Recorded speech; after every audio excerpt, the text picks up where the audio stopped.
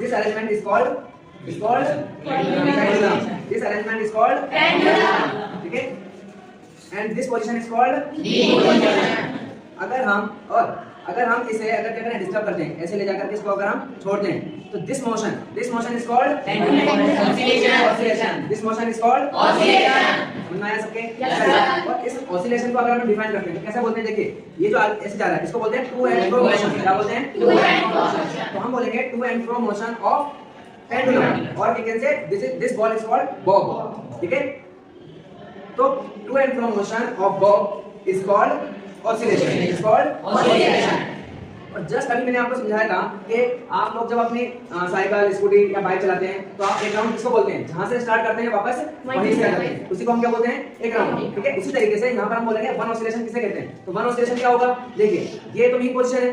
ठीक है? अब देखिए, मैंने इसको क्या किया? ये हो गया हमारा पोजीशन ए. क्या है ये? Position A. अब मैंने यहां से इसको छोड़ूंगा, तो जब ये यहां से छूटेगा ये चला गया पोजीशन बी.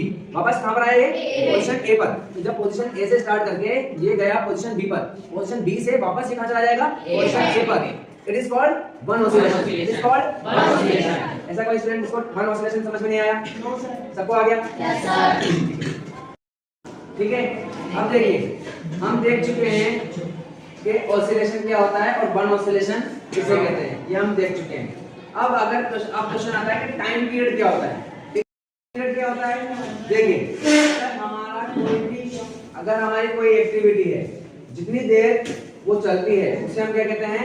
Time period. इसी तरीके से अगर हम इसके लिए कहें कि टाइम पीरियड क्या होता है, तो जितनी देर में वन ऑसिलेशन क्या हो जाए? कंप्लीट हो जाए, इसे हम क्या कहेंगे?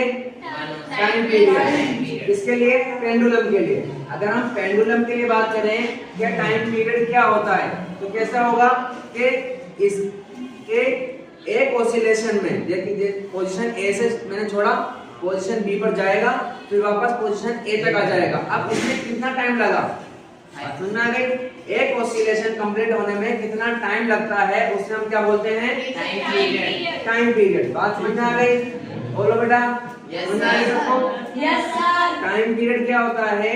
एक ऑसिलेशन को कंप्लीट होने में कितना टाइम लगता है वो क्या कहलाता है? Time period. समझ में आ गई सबके बात?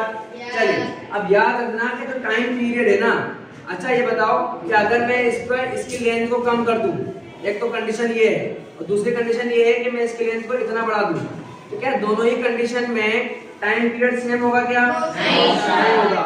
ठीक है ना? तो यानी कि इसका मतलब ये है कि जो टाइम पीरियड है वो लेंथ पर डिपेंड करता है.